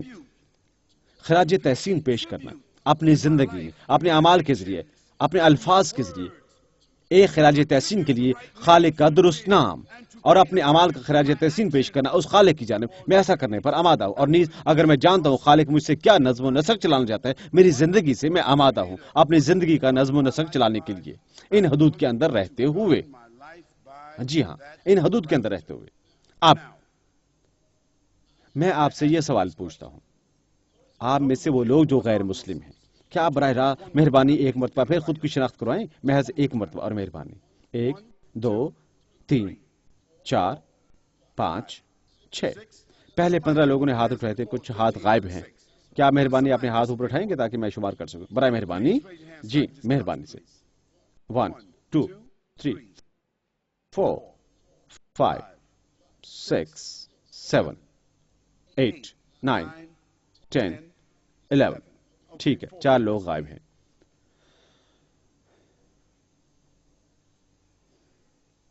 اب ہم مسلمان بنانا ہمارا کام نہیں ہے، ہم گواہ نہیں ہیں، ہم وہ نہیں ہیں جو ہفتے کی صبح 4 رہے ہوتے ہیں اور ہمارے پیچھے تالاب بھی نہیں ہے۔ ہم آپ سے آگے آنے کے لیے نہیں کہتے اور تالاب میں چھلانگ لگا کر عیسائی بن جائیں، یہ ہماری ذمہ داری نہیں۔ لیکن ہم جو کچھ کرتے ہیں وہ یہ ہے کہ ہم آپ کو پیش کر رہے ہیں ایک خزانہ۔ وہ خزانہ آپ کا زندگی کا مقصد دریافت کرنا ہے اور لگامیں تھامنی ہیں۔ ہم آپ کو پیش کر رہے ہیں کیونکہ ہم اس سے آشنا ہیں، ہم اسے آپ کے ساتھ شیئر کرنا چاہتے ہیں۔ اب میں آپ سے دوبارہ پوچھنا چاہتا ہوں، آپ میں سے کتنے لوگ جو غیر مسلم ہیں اس تمہید کو قبول کریں گے کہ یہ محض ایک خالق ہے، ایک طاقت، ایک زندگی عطا کرنے والا جو ہماری زندگیوں کے لیے ذمہ دار ہے؟ کیا آپ برائے مہربانی دوبارہ ہاتھ کھڑے کریں گے؟ ایک، صرف ایک۔ کتنے غیر مسلم اس بیان کو قبول فرمائیں گے کہ محض ایک طاقت موجود ہے جو ہماری زندگیوں کے لیے ذمہ دار ہے؟ ایک طاقت، ہمیں اس واحد ہستی کو خراج تحسین پیش، واحد ہستی جسے ہمیں اپنی زندگیاں عطا کرنی چاہیے، ہماری توانائی اور ہمارے شکرانے اور ہماری نمازیں۔ کتنے غیر مسلم اسے قبول کریں گے؟ 1 2 3۔ کیا کوئی اور اس کمرے میں موجود ہے جو اس تمہید کو قبول کرے گا کہ ان کی زندگی میں کوئی بھی بطور طاقت قبول کرنے کے لائق نہیں ہے ماں سوائے خالق جس نے انہیں زندگیاں عطا فرمائی، جو اس امر کو تسلیم کرنے جا رہا ہے اور خراج تحسین پیش کرنے؟ کیا آپ دوبارہ ہاتھوں کے ساتھ جواب دے سکتے ہیں؟ کیا آپ کر سکتے ہیں؟ کیا آپ برائے مہربانی یہاں تشریف لا سکتے ہیں اور یہاں بیٹھ سکتے ہیں؟ اور دیگر غیر مسلم اس کمرے میں موجود ہیں 10 11 یا 12 میں کہ میں نے ان کے ہاتھ دیکھے تھے، کون تمہید قبول کرنے پر آمادہ ہے کہ محض ایک طاقت موجود ہے اس دنیا میں، اس دنیا کے لیے ایک خالق جس نے ہمیں زندگی عطا کی ہے، جسے ہمیں پہچاننا ہے، جسے خراج تحسین پیش کرنے کی ہمیں ضرورت ہے اپنے الفاظ اور اعمال کے ذریعے، اور جسے اگر ہم قانون جانتے ہیں، اگر ہم شرائط جانتے ہیں، جس کی اطاعت کے لیے ہمیں اپنی زندگیاں وقف کرنی چاہیے۔ کیا آپ یہاں تشریف لا کر بیٹھ سکتے ہیں؟ برائے مہربانی، ٹھیک ہے۔ لہٰذا 1 2 3 4 5 حقیقی 15 میں سے 12 یا 13 میں یہاں سے نہیں جانتا، میں اپنے چشمے نہیں دیکھ سکتا، کسی بھی دور میں مجھے چشمہ چاہیے، ممکن ہے میں درست تعداد نہیں دیکھ سکتا یا وہ اپنی نشستوں سے غائب ہو جانتا، ٹھیک ہے، کیونکہ میں محسوس کر چکا ہوں، اوکے، کیونکہ اس قسم کے اجتماع میں کبھی کبھار لوگوں کے لیے بہت مشکل ہوتا ہے کسی چیز کو قبول کریں تمام تر لوگوں کے سامنے۔ اب میں سب سے پہلے یہاں پر موجود نوجوانوں سے پوچھتا ہوں، انہیں کیوں مسلمان ہونا چاہیے؟ وہ پیغمبر صلی اللہ علیہ وسلم کے بارے میں نہیں جانتے۔ کیا آپ محمد کے بارے میں جانتے ہیں؟ آپ محمد کے بارے میں جانتے ہیں؟ کیا آپ محمد صلی اللہ علیہ وسلم کے بارے میں جانتے ہیں؟ کیا آپ محمد صلی اللہ علیہ وسلم کے بارے میں جانتے ہیں؟ آپ محمد صلی اللہ علیہ وسلم کے بارے میں جانتے ہیں؟ ماشاءاللہ، MashaAllah. لہذا آپ پیغمبر صلی اللہ علیہ وسلم کے بارے میں جانتے ہیں۔ کیا آپ تسلیم کرتے ہیں کہ وہ اللہ کے پیغمبر ہیں؟ کیا آپ یہ تسلیم کرتے ہیں؟ آپ تسلیم کرتے ہیں؟ کیا آپ مانتے ہیں کہ وہ ایک پیغمبر ہیں؟ کیا جانتے ہیں کہ وہ ایک پیغمبر ہیں؟ کیا آپ یسوع مسیح کے ساتھ ان کے رشتے کے بارے میں جانتے ہیں؟ آپ اسے تسلیم کرتے ہیں؟ ہاں؟ کیا کہا؟ آپ نے سنا ہوا ہے. آئیے میں آپ کو اس طور پیش کرتا ہوں. اگر محمد صلی اللہ علیہ وسلم اگر انہوں نے کہا میں یسوع مسیح کا بھائی ہوں خدا کے دیگر پیغمبران کی مانند، اور اگر یسوع مسیح نے ان کی تصدیق کی، اور اگر یسوع مسیح نے انہیں پیغمبر تسلیم کیا، اور محمد صلی اللہ علیہ وسلم نے یسوع مسیح کی تصدیق فرمائی، کیا آپ تسلیم کریں گے؟ ان دونوں نے جھوٹ نہ بولا تھا ایک دوسرے کے بارے میں. کیا آپ کریں گے؟ کیا خیال ہے نوجوان؟ یس، ہاں. لیکن آپ اس پر یقین نہیں رکھتے. ٹھیک ہے، کیونکہ آپ کے پاس شواہد موجود نہیں ہیں. کیا یہ ٹھیک ہے؟ کیا یہ درست ہے؟ ہاں. پیغمبر صلی اللہ علیہ وسلم کے شواہد ان کی الہامی کتاب میں موجود ہیں. وہ شہادت ہے کہ آپ نے قرآن کا مطالعہ کیا ہے، آپ نے قرآن پڑھا ہے. کیا آپ کو یقین ہے کہ قرآن نازل فرمایا گیا تھا؟ آپ کو یقین نہیں ہے. آپ کو کچھ شواہد پیش کرتا ہوں. اگر قرآن نے فرمایا خلق انسان من علق، یہ ایک بیان ہے، انسان کی تخلیق ایک منجمد لٹکتے ہوئے خون سے کی گئی، لٹکتا ہوا منجمد خون، رحم مادر کے ساتھ لٹکتا ہوا رحم سے. وہ 1500 برس قبل کہا گیا تھا. کیا پیغمبر صلی اللہ علیہ وسلم سب کچھ جانتے تھے؟ کیونکہ اس کی دریافت محض 63 برس قبل ہوئی تھی، لہذا آپ نہیں جانتے. اسے سائنس نے دریافت کیا تھا کہ منجمد خون رحم کے ساتھ لٹکتا ہے. لہذا اگر پیغمبر صلی اللہ علیہ وسلم نے فرمایا کہ انسان کی تخلیق منجمد خون سے فرمائی گئی جو رحم سے لٹکتا ہے، انہوں نے اسے کسی معجزانہ ذرائع سے وصول کیا ہوگا. کیا آپ تسلیم کرتے ہیں؟ ہاں. دوم، اگر پیغمبر صلی اللہ علیہ وسلم نے بھی اسے قرآن کے ذریعے فرمایا والشمس والقمر اذا مستقر لها، کہ سورج اور چاند وہ اپنے مدار میں تیر رہے ہیں، اور اس کے دریافت 87 برس قبل ہوئی، تب اس کا مطلب یہ ہے کہ انہوں نے یہ معلومات وصول پائیں کسی معجزانہ ذریعے سے، کیونکہ ان کا انکشاف 1434 برس قبل ہوا تھا. کیا آپ اسے ایک شہادت کے طور پر قبول کریں گے؟ اسے تسلیم کرنا عین معقول ہے. کیا اگر یہ حال ہی میں دریافت ہوا ہے؟ ٹھیک ہے، بہتر. یہ ایک اور شہادت ہے.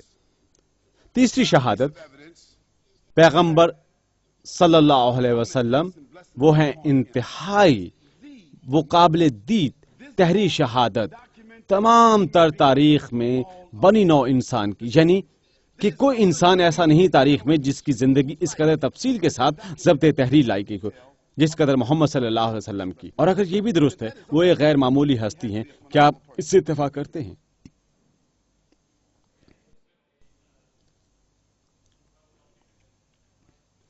یہ بہتر ہے. بہت خوب.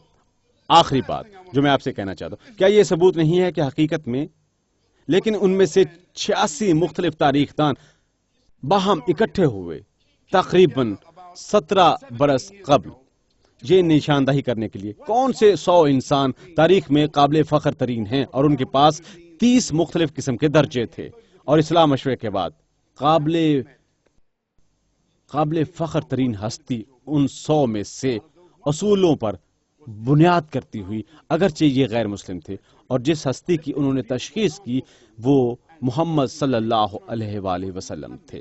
کہ آپ اس سے بھی اتفاق کریں گے ان درجہ بندیوں میں سے ایک کہ کیا کوئی شہادت موجود نہ تھی جو ظاہر کر سکے وہ کچھ انہوں نے اپنے بارے میں فرمایا بطور ایک پیغمبر یا یسوع مسیح کے ساتھ ان کا تعلق یا ان کے انکشاف یا ان کے اطوار یا ان کا کردار یا ان کی زندگی کی درجہ بندیاں کسی چیز کو غلط ثابت کیا جو انہوں نے فرمائی بندی میں سے ایک درجہ بندی ہے. کیا آپ بھی تسلیم کریں گے کہ جو غیر مسلم ہیں، جو عظیم ترین تاریخ دان ہیں ہمارے دور میں، کیا آپ یہ بھی کہیں گے کہ ایک نشانی موجود ہے اور شہادت؟ بہتر. لہذا میں آخری سوال پوچھتا ہوں، اگر آپ یہ تمہید قبول کرتے ہیں کہ کوئی عبادت کے لائق نہیں ما سوائے خالق جو ایک ہے، آپ یہ سب تسلیم کرتے ہیں؟ ایک. لیکن آپ کسی قدر ہچکچا رہے ہیں پیغمبر صلی اللہ علیہ وسلم کی زندگی کے حوالے سے، لیکن اگر آپ اپنی تحقیق کے لیے شواہد دیکھنا چاہتے ہیں آپ کو تسلیم کرنا چاہیے. کیا یہ درست ہے؟ یہ کافی ہے. لہذا میں آپ سے پوچھتا ہوں، کوئی عبادت کے لائق نہیں ما سوائے خالق، محض یہ کہیں کوئی عبادت کے لائق نہیں، کوئی عبادت کے لائق نہیں ما سوائے خالق. ٹھیک ہے، آپ کہیں کوئی عبادت کے لائق نہیں ما سوائے خالق. اب عربی زبان میں فارمولہ وہی الفاظ کہے جاتے ہیں، لا الہ الا اللہ.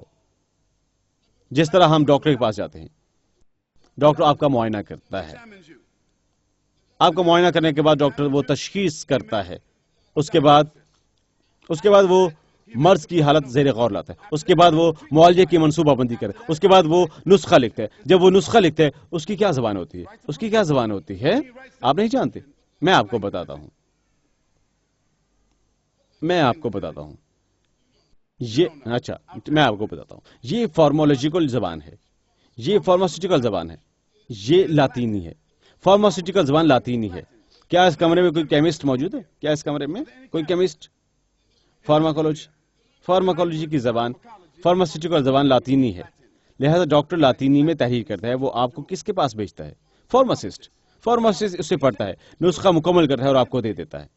اور جب وہ آپ کو دیتا ہے وہ بوتل پر تحریر کرتا ہے جو کچھ اجزاء دوا ہیں اور آپ نے کیسے استعمال کریں. کیا وہ یہی کچھ کرتا ہے؟ آپ لاطینی نہیں پڑھتے لیکن آپ تسلیم کرتے ہیں اور آپ ڈاکٹر پر بھروسہ کرتے ہیں اور آپ کیمسٹ پر بھروسہ کرتے ہیں اور آپ دوا لے لیتے ہیں. کیا ایسا نہیں ہے؟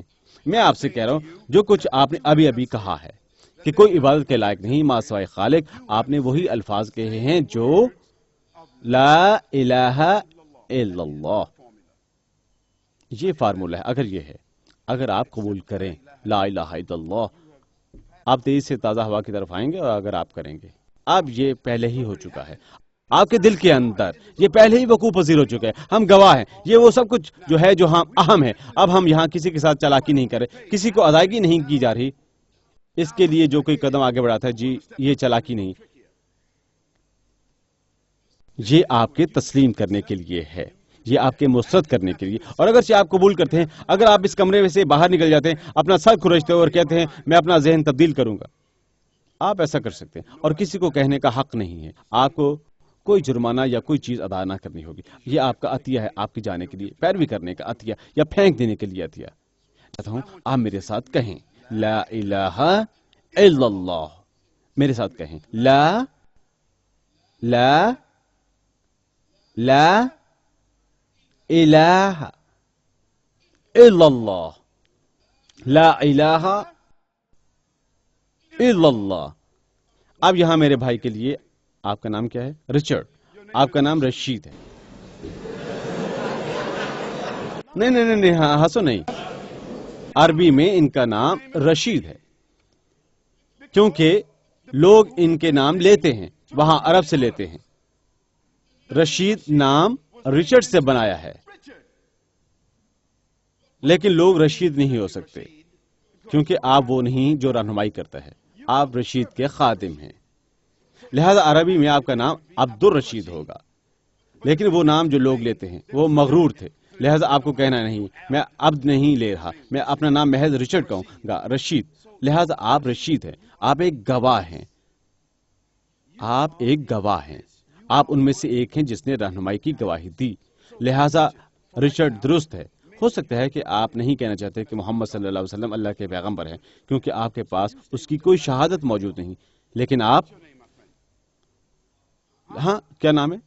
مارٹن، ہاں مائیکل، میکائل، اللہ سبحانہ کے فرشتوں میں سے ایک. آپ ایک فرشتہ نہیں ہے لیکن آپ کا نام میکائل ہے. لہذا میکائل پیغمبر صلی اللہ علیہ وسلم کے بارے میں جانتے ہیں. کیا یہ درست ہے؟ اور بہن آپ کا کیا نام ہے؟ ملیسا. اور آپ کا نام؟ میلانی. اور آپ کا نام؟ ڈینیل. دین اللہ. ڈینیل کا مطلب ہے دین اللہ. اس کا مطلب ہے، دین کا مطلب ہے وہ جو خدا کو قرض دیتا ہے دین سے. دین اللہ، دین اللہ، وہ جو خدا کی پیروی کرتا ہے. آپ نہیں جانتے وہ کہاں سے آیا ہے، لیکن آپ کا نام اس سے آیا ہے. ڈینیل دین اللہ سے آتا ہے. لہذا ملیسا، میلانی، ڈینیل اور مائیکل، میں آپ کو کہتا ہوں کہ کہو محمد الرسول اللہ. اس کا مطلب ہے کہ محمد صلی اللہ علیہ وسلم اللہ کے پیغمبر ہیں. کہو محمد محمد محمد رسول اللہ. اب آپ نے کہنا ہے لا الہ الا اللہ محمد رسول اللہ صلی اللہ علیہ وسلم. آپ نے کہا ہے محمد رسول اللہ کیونکہ رچرڈ تسلیم کر چکے. اس سے پیغمبر صلی اللہ علیہ وسلم کے بارے میں مزید جاننے کی ضرورت ہے اور یہ جاننا آپ کا حق ہے. آپ کو کوئی چیز قبول کرنی نہیں چاہیے جس کے بارے میں آپ کو یقین نہ ہو. آپ کو کوئی چیز قبول نہیں کرنی چاہیے جس کے بارے میں مزید معلومات درکار. اور یہ درست ہے کیونکہ ایک مسلمان نے ایک عورت کو گرفتار کر لیا. آپ نے غور کیا جب مسلمان کچھ دوسرے لوگوں کے ساتھ باہم روابط ہوتے ہیں. اور لہٰذا پیغمبر صلی اللہ علیہ وسلم نے فرمایا کوئی غیر مسلم جو گرفتار کیا جا چکا تھا اگر وہ اسلام قبول کر لیتے ہیں انہیں آزاد کر دو. اور انہوں نے یہ بھی فرمایا اگر کوئی غیر مسلم جو علم کا حامل ہے اور 10 مسلمانوں کی سکھاتا ہے انہیں آزاد کر دو. لہذا صحابہ کرام نے عرض کی اللہ کے پیغمبر صلی اللہ علیہ وسلم وہاں ایک عورت ہے وہ بول نہیں سکتی لہذا ہم کیسے جان سکیں گے؟ انہوں نے فرمایا اس سے پوچھو اللہ کہاں ہے. اور جب انہوں نے اس سے پوچھا اس نے کہا انہوں نے فرمایا اسے آزاد کر دو. لہذا رچرڈ ہم تسلیم کرتے ہیں اس پر بنیاد کرتے ہوئے. تب اگر آپ نے کہا آج آپ ایک مسلمان تسلیم کیے جاتے ہیں لیکن ہم آپ سے کہتے ہیں آج آپ کو آغاز نو کرنے کی ضرورت ہے. تلاش کریں اگر آپ یہ تسلیم کرتے ہیں محمد صلی اللہ علیہ وسلم کے پیغمبر ہیں کیونکہ تب آپ کلی شہادت فعال نہیں ہوگی کیونکہ آپ پیروی نہیں کر رہے. آپ میری پیروی کریں آپ میری پیروی کریں ٹھیک ہے. آپ ڈینیل میلانی ملیسیا مائیکل آج میں آپ سے کہہ رہا ہوں اگر آپ یہ تسلیم کرتے ہیں آپ اپنی زندگی کا آغاز کیسے کر سکتے ہیں؟ آپ اپنی زندگی کی لگام میں تھام سکتے ہیں کیونکہ اسلام خوبصورت ہے. اسلام آپ کو تمام جوابات دیتا ہے جن کی آپ کو ضرورت ہوگی. اگر آپ اپنی زندگی میں جواب کے حامل نہیں ہیں آپ انہیں حاصل کریں گے. اگر آپ کے پاس قرآن نہیں ہے آپ کو ایک نسخہ عطا کیا جائے گا. اگر آپ کے پاس پیغمبر صلی اللہ علیہ وسلم کے شواہد نہیں ہیں آپ کو وہ دیے جائیں گے کسی ادائیگی کے بغیر. ہم یہاں بھائی موجود ہیں جو آپ کو دینے کا وعدہ کرتے ہیں آپ کو فوری طور پر دیے جائیں گے. کیا برائے مہربانی یہاں انہیں دے سکتے ہیں؟ لہذا اگر آپ نے کسی گناہ کا ارتکاب کیا ہے مائیکل میں جانتا ہوں کہ آپ ایک فرشتہ نہیں ہیں لہذا آپ نے کچھ نہ کچھ ضرور کیا ہوگا. لہذا آپ خدا کے مخلوق ہیں. آپ نے کچھ ایسا کیا ہے ملیسیا آپ نے کچھ کیا ہے میلانی اور آپ نے کچھ کیا ہے رچرڈ. جو کچھ آپ نے کیا ہے محض اللہ جانتے ہیں. آج مسلمان ہوتے ہوئے آپ کی سلیٹ صاف ہے. آپ خدا کے مخلوق نہیں ہیں. آپ آج سے آغاز کر سکتے ہیں تروتازہ اور صاف ماں سوائے قرض کے. لہذا اگر آپ نے کچھ رقم قرض لے رکھی ہے یا آپ کسی کے مقروض ہیں آپ ہنوز مقروض ہیں اور آپ کو ادائیگی کرنی ہے کیونکہ آپ کا دین ان قرضوں کو معاف نہیں کرتا لیکن آپ کا دین مٹا دیتا ہے جو خدا کی طرف سے آپ کے ذمہ تھا. اور دوسری بات یہ کہ کوئی نیکی جو آپ نے زندگی میں کی تھی آپ کے فائدے کے لیے بڑھا دی جائے گی. کیا یہ عین انصاف ہے؟ کیا یہ عین انصاف ہے؟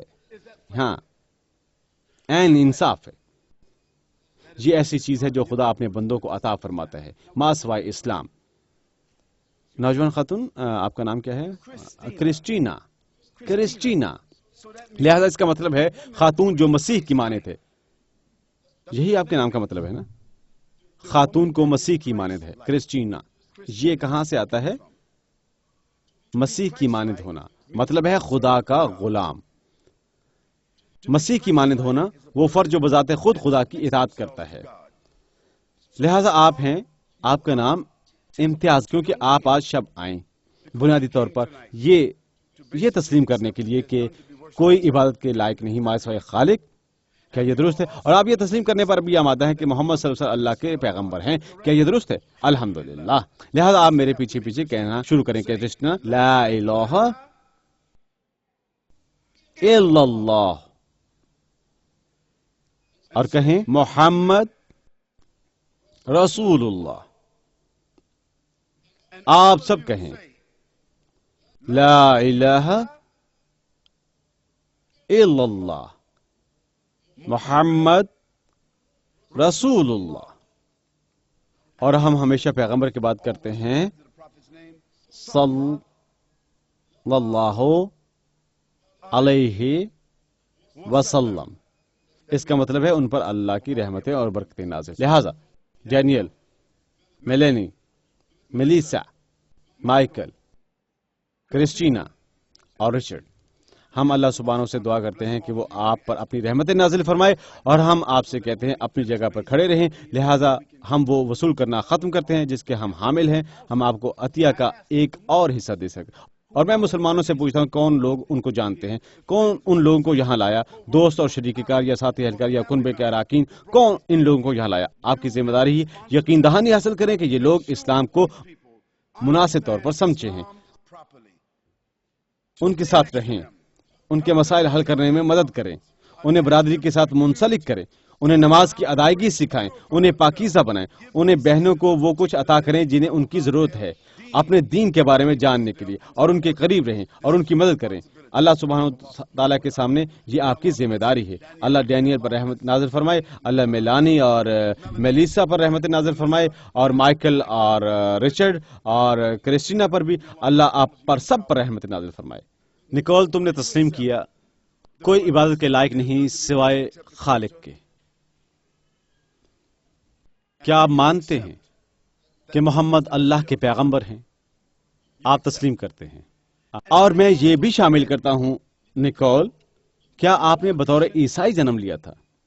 کیا آپ نے بطور عیسائی جنم لیا تھا ڈینیل؟ کیا آپ نے بطور عیسائی جنم لیا تھا میلیسا؟ مائیکل، کیا آپ نے بطور عیسائی جنم لیا تھا؟ رچرڈ، کیا آپ نے بطور عیسائی جنم لیا تھا؟ نہیں۔ کیا آپ نے بطور عیسائی جنم لیا تھا؟ عیسائی؟ ہاں۔